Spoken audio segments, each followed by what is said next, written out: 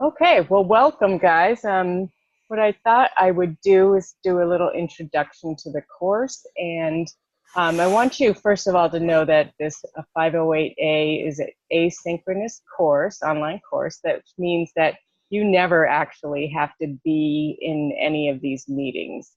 So that's why I'm going to try to record them when we have them, so that if you can't be in one of the meetings, then you can listen to it online at your convenience. But asynchronous really means that you have no obligation to be anywhere at any special time during the week. You can get your work done on your own time. So, but that being said, research and theory are pretty thick content, pretty heavy content areas. So I thought it might be helpful if every once in a while we can get together and go through the assignments. Just today, I know Denise had a question about, does our first learning activity, do you have to use APA format? So, it's things like this that as I teach and people ask questions, I'd like to, I'll kind of write those down and share those with everybody. But I think there's going to be lots of questions as we go through this course. This is the first time research and theory has been taught online. It's been taught for thousands of years at APU, but it's the first time it's actually been taught online. So I think that gives us a lot of opportunities to experience different kind of learning platforms that are out there, TED Talks and YouTube and things like that, that are really interesting that you might not have in a traditional classroom. But it can also bring out, there might be some technology issues that we might come across along the way. And so I really appreciate feedback from you guys about, what might be not so clear, what's been really helpful in this course. But I thought we could just start by going over the syllabus. Anybody have anything to say right off? Any questions before we get going? We don't have to do introductions because we already did that in the forums. So I'm going to share my screen over here. And I can't really see what you're seeing. Share screen. I'm sorry, I forgot to unmute myself. Oh, did you have something to say? I was just saying I do have one question on the required textbooks when you get there. Okay, so let's go over the syllabus, and that's part of it. Right now, can you guys see the Sakai site that I'm sharing? Yes. Yes, okay. So if we go into the syllabus here, that's kind of where everything is going to be. Open that up. And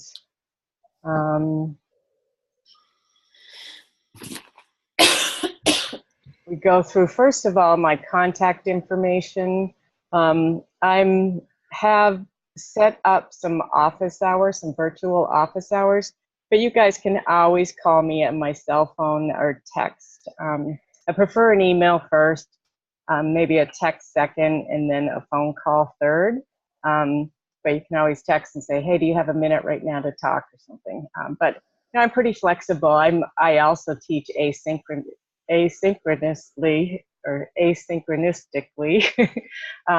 So that being said, I don't have any time when I'm really in a class. I have some meetings that I go to, but I don't have any. Lots of the my week time is available for me to take questions from you guys. So I really want to be available to you all.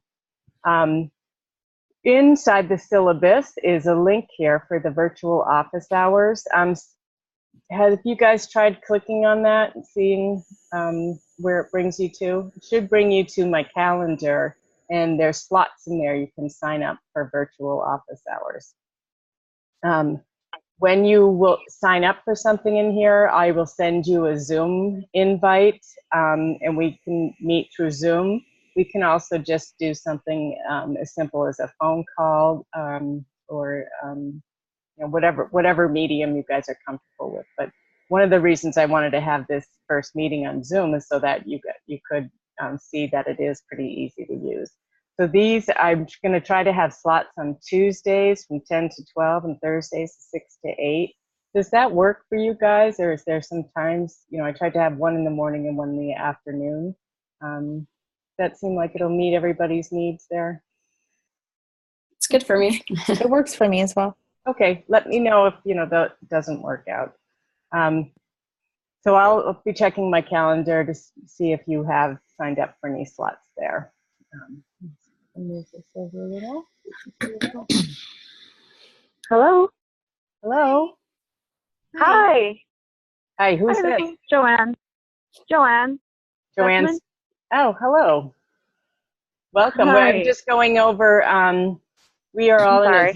in a Zoom meeting, and we can see each other. And I'm actually showing my screen of the course syllabus and just going over Okay. how to make appointments with me if you need any help. Perfect. So there's a link within the syllabus that you click on. It'll bring you to my Google Calendar, and you can set up half an hour appointments in there. If you think half an hour isn't going to be enough, you can sign up for 2 slots.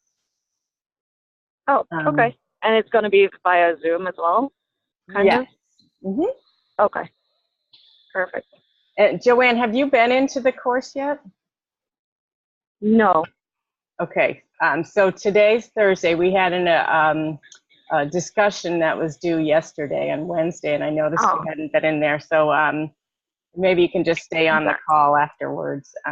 But when we are in these group meetings, it's helpful if you can put yourself on mute, and then when you have something to say, just unmute and say, or you're on the phone. Okay. You can't raise your hand, but you can just butt in and say, I have a question.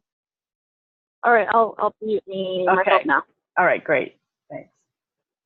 So in the syllabus, we go over the student learning outcomes are in there, and these assignments that meet those objectives there.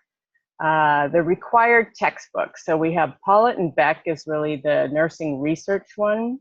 The next one is the APA Guide to Writing. That you should have for all of your courses. That's our standard style for the graduate courses. And then for the statistics part of our course, we're going to be using the IBM SPSS grad packet. So they update pretty frequently. I think 25 was the last one, but you can get this if you don't have it already from taking statistics. You can get it for a 3-month period of time for $35 is the cheapest I found it.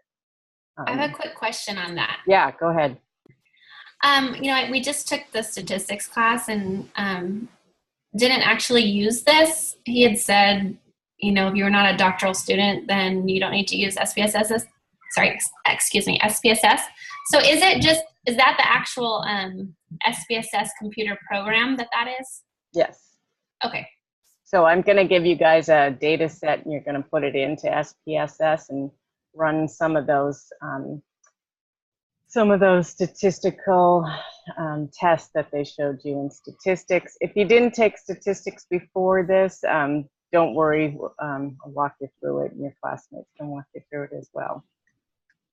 But we probably won't need this until the second half of the class, so don't worry about getting it right now. But keep a close eye on the course calendar, and I'll try to cue you guys into and say, okay, next week we're going to need the SPSS. All right. What I tried to do was not have you buy another book about evidence-based practice. So there were publicly available articles out there. So each one of these articles here has a link that you can click on to get the article. So those are what we'll be using for the evidence-based practice part of the course. We have the course schedule here. We have 16 weeks. There's no weeks that are really vacation. There's one week that's a little bit lighter than another one, but pretty chock full. This is a lot of the other courses that you might take are 3 units, and this is 4 units. So that means it's supposed to be about 12 hours of work per week. in addition to any kind of instructional things that you might watch. So, you know, I think about, you probably average or estimate about 15 hours a week for this course. Okay. So I think the other thing we can do is look at how your grade will be decided. So if we go into section I in here, we have the online discussions are worth 20%. The learning activities are 15%. There's going to be an evidence-based practice presentation, that's 25%. Healthcare theory is a group presentation, that's 15%, and the research plan is 25%. So the two biggies are the EBP presentation and then the research plan. Any questions on that? Okay, so I don't think we have to go through all of this.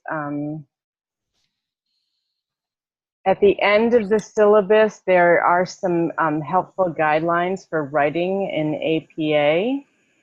Let me make sure this is attached to here. When you're writing your papers, you can use this little rubric to go through and make sure that you have everything correct as far as your APA format. So everybody familiar with APA format? You know, nursing students and the faculty all love that APA format. Okay, so I think what I'll do is, any questions with the syllabus? Close that down. But that's kind of where everything is as far as all your, all the regulations and specifics of the course. The first thing you should do, and I know everybody's already done this, is, well, if you go to the home screen, it will go through like a little, it has a mini calendar here, it has all the announcements. But really, where you'll be going each week is to the Units tab. Unit 1. This might look a little different because I have the instructor view, so I can edit it there where you guys can't. So we have our, each week will be divided into a little overview, what you should read, what you should watch, what we'll discuss, and what you'll be doing. The first assignment I wanted to go over with you was the evidence-based presentation. Let me see, there's a doc in here.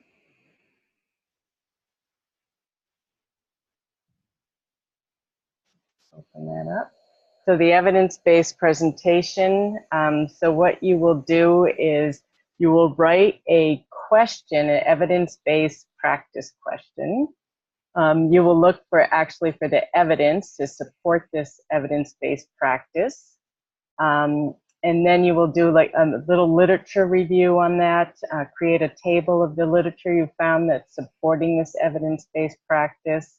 And then you can determine implications for practice based on this evidence. So this will be our first big assignment that you'll do. A lot of the reading for this are those articles that I told you that you could download. Chapter 2 in our Paulett and Beck covers the evidence-based practice. And then there's also this Johns Hopkins Center for Evidence-Based Practice. So they have a lot of great tables and information that we can use for evidence-based practice. Evidence-based practice is actually different from research. So research is, a research question occurs when, or research occurs when you don't know something about a topic. Evidence-based practice is that research has already been done and there's enough of it to support you actually changing your practice. So when you're thinking about an evidence-based practice change, you want to kind of look at what has already been supported what is already out there, and there's enough evidence to support practice change. So you can find some of that within these two resources here, the National Guidelines Clearinghouse and the RNs of Ontario Clinical Guidelines. If you start this project out by asking a question that's more of a research question instead of an evidence-based practice question, then you'll be looking for evidence to support this evidence-based practice change when maybe there isn't evidence. So just an example of an evidence-based practice change would be the use of care management. So there's been a lot of research that has looked at how people transition across different practice settings, and if there is somebody there, a care manager that helps them transition across these practice settings, then outcomes are better. So we know this already, and this is something that when you're at, if you want to take this and put it into practice, you can look at best ways of doing that, and that's what everybody will be kind of defining something that they're going to maybe have experienced themselves in a practice, or gone to a conference and said, we're not doing this where I'm currently practicing. But everyone will kind of come up with a suggestion, a way they can improve nursing practice in an area where they're working or have worked, or even done a clinical. So that's our first big assignment. And close out of that there. You guys have any questions on that? I have a question. Mm-hmm. Do you provide examples of maybe previous work for these assignments as we're going through them? I found it helpful to see examples of what it was exactly with a previous student, or an example from, for example, Dr. Titus, to see exactly what it should look like, the format. Well, no, but if you do a good job on yours, I could use it for the next class. This class hasn't been taught before, so I don't have samples Okay. of work. But what I could do is give you templates for papers, and the way that you could set up your paper, the headings that it should be, and I think that would be helpful. Okay, thank you. Mm-hmm. Yeah, I have a quick question kind of along with that, because I had gone over it, and you explaining it a little bit helps me understand it a little bit more. But the other things like the PRISM diagram and the PAGOT question, and as we do some of the reading in the next few weeks, will some of that become a little bit more clear? And I try to get a good head start on these things, and when I look at it, I'm still sort of like, oh my goodness, where in the world do I start on this assignment? Do you think it'll get clearer, or I just need to dive in and figure it out as I go? Yeah, I think if we go back to the calendar, I think this evidence-based practice assignment is divvied up into almost 4 weeks. So each one of those weeks, will be you'll be having different chapters and readings that will go over exactly how to do this. And the Melnick articles that I have given you the hyperlinks to, those actually walk you through an example of 2 nurses who are, I think they're doing they're looking at the evidence behind rapid response teams. And so they go through the same process that you'll be going through in this. Okay. I have a question. Sure. Sure. Oh, when you say literature search, how big is that search? Does it depend on the topic, or well, I think what we'd ask you to do is find about 4 to 5 articles, recent articles. And usually for evidence-based practice, what you want to do is find a systematic review, which is a review of all the research that's been done already. So, once you get one of those, you kind of found I see. That's a right. big review of the literature that's already been done by somebody else. Okay. Thank you. So I don't think I'm going to go into these other two assignments right here because I don't want to overwhelm you with everything that we have to do. But I just wanted to make sure that everybody could get into Sakai, knew how to use everything, the functionality within it. Any questions with that?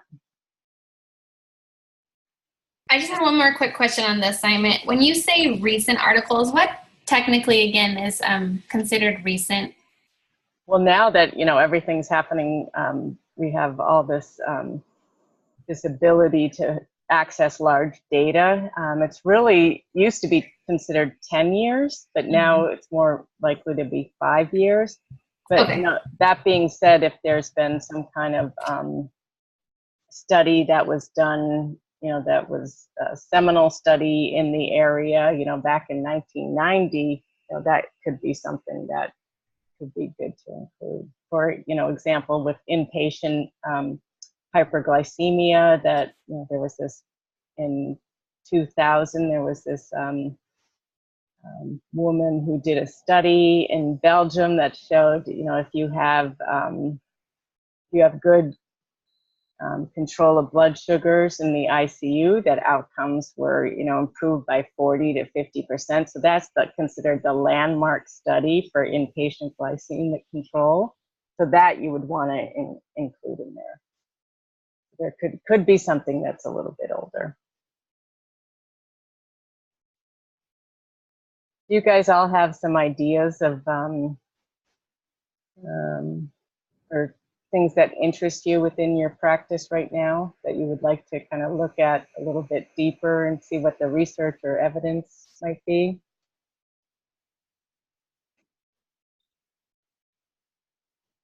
I have a question. Mm-hmm. Could we use like previous topics that we were like looking into, like previous Sure. classes, Definitely.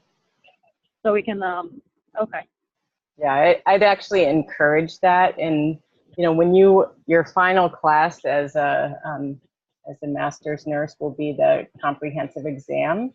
So it's kind of nice if throughout all of your classes you've been collecting information about one topic, and then when you get to your comprehensive exam, which is a 30-page paper, it's an evidence-based practice 30-page paper.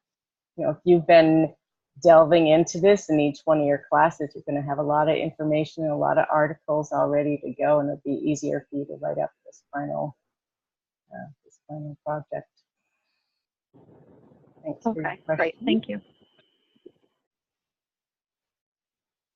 Okay. I think what I'll do is just plan on having these meetings, and hopefully they'll be a little bit more entertaining and more relevant as we go along, and maybe we can have them each week or every other week, depending on the need. I think as we get into the content of the course, you're going to have more kind of specific questions, and we can go more into that during these calls.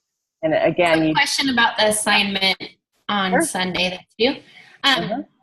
So it's the learning. I already did the assignment, and I started out study guide 1, for the chapter 1, but only activity 2 and 3, because there was like 3 questions, so I skipped the first one and just did 2 and 3. Right. But my question is, so if we were submitting it in an APA format, does that mean we need to have like a title page with all of that just for a learning assignment? I was a little confused. I mean, I know that we need to do APA citation, but for the research book, but does it need to have a title page and running head and all of that for just a study guide thing? I didn't know. I want to be consistent throughout the course, and what we do is we use these APA guidelines and recommendations, that rubric, and it doesn't say have a title page. So I would say yes. Okay. Just just because I have taken one previous class, and so a lot of these kind of learning activities there was really no format for, so I wasn't sure. So it might be helpful to generally, we should let everyone know, because I didn't know that. So just Sure. normally, like you would do an APA paper, is how you want the assignment, Right. with a title and everything. Mm-hmm. Okay. Yep. Yeah, and I think what we're trying to do within all the master's classes is have these APA guidelines attached to the syllabi so that everybody will know and use these guidelines from class to class. All right, what other questions, concerns, anything might you guys have? I do have a question, Dr. Olson. Mhm. With the assignment, will you be providing the template, or how are we supposed to, I guess, the formatting Lynn, for did you go to the new student orientation? Yes. Didn't they provide you with some writing resources there? Yes, but for this, I guess I'm just wondering, was there any more explanation on how you wanted that information for the assignment done besides the APA format? No, I think it was just kind of, you're writing it out. So in Pollitt and Beck, they ask this question 1, here is my response to it. So just kind of writing it out like that. If you want, I can give you a template for it. Would that be helpful? No, I was just wondering if, because with our previous assignments, besides the APA format, there was also like a rubric of what they Oh, wanted. I see. Yeah, so we will have rubrics for the bigger assignments, but not for these just little questions that were Okay. in Pollitt and Beck. I guess I didn't know how to state my question. Yep. Because yeah, I mean, if it's like number 2 and number 3, you want it written in a paper format versus just saying, study question number 2? Mm-hmm. Okay, that's helpful to know. Okay. Yeah, anything I can do to help make this class less painful, just let me know and I can share resources with people. A template is pretty easy to do. If that would help you format your papers.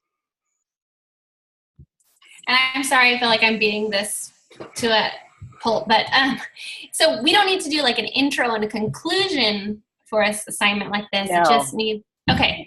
Like I said, I'm asking too many questions, but I guess I get confused with the whole paper versus just answering 2 questions. Right. Okay. Yeah, so it's just, your first, you can have 2 paragraphs. This week's assignment was to answer question 2 and 3. Question 2 asked this, the answer for this. So just write it out. And honestly, I'm not going to take this for our first week. If you don't do it that way, I'm not going to take off any points. I'll just say this is the preferred way to do it for the next week. I have one more question in regards to the assignment. It said 1 page maximum. That's single space, 1 page? APA is double spaced. Okay.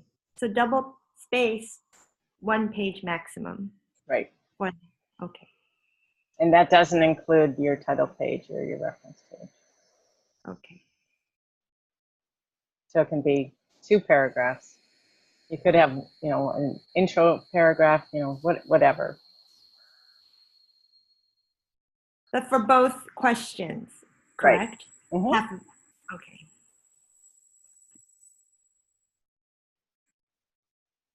Yep. And then in the syllabus is a really, I think, a helpful calendar. So if you want to just print that out, that might be something good that help you, keep track of everything week by week.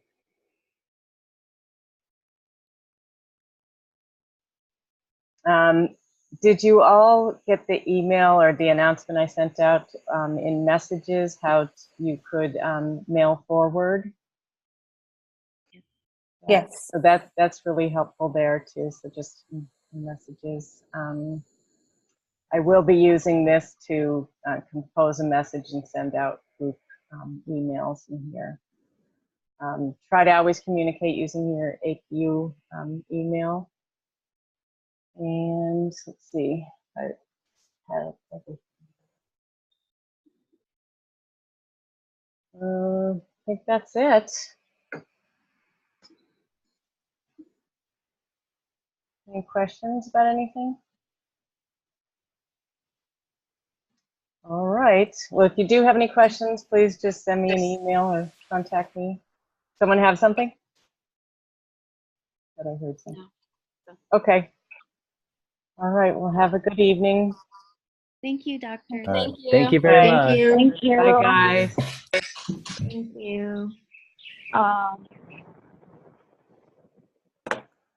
Dr. Joe, Yes. it's Joanne. Hi, Joanne. Hi. Let me just stop recording here, and then you and I can talk. Okay.